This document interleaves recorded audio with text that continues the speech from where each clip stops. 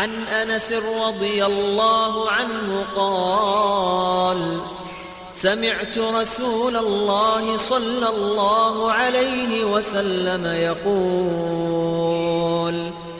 قال الله تعالى يا ابن آدم إنك ما دعوتني ورجوتني غفرت لك على ما كان منك ولا أبالي يا ابن آدم لو بلغت ذنوبك عنان السماء ثم استغفرتني غفرت لك يا ابن آدم إنك لو أتيتني بقراب الأرض خطايا ثم لقيتني لا تشرك بي شيئا لأتيتك بقرابها مغفرة.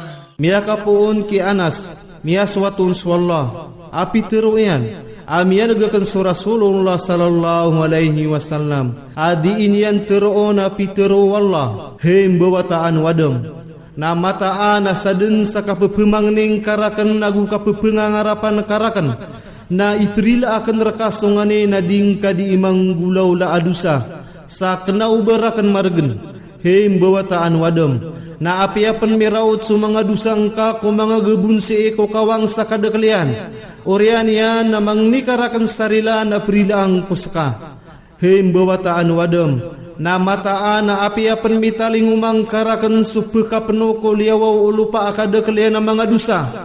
Na orian yan na mimbarat muwa akong kasakna uba akong kapepenak otoon sa may tubo. Na iteling umakur ka supeka penoko liawaw ulupa akada kalian na maaf.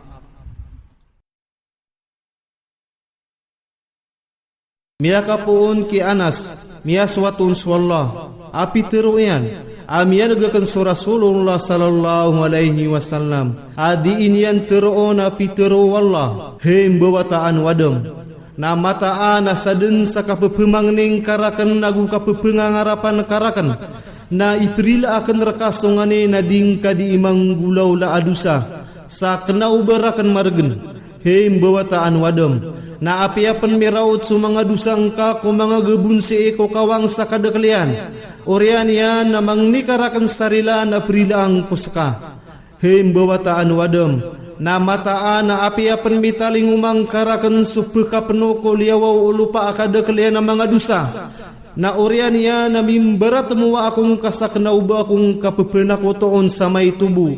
Na iteling umakur kasupeka penoko liawaw ulupa akadaklian na maap.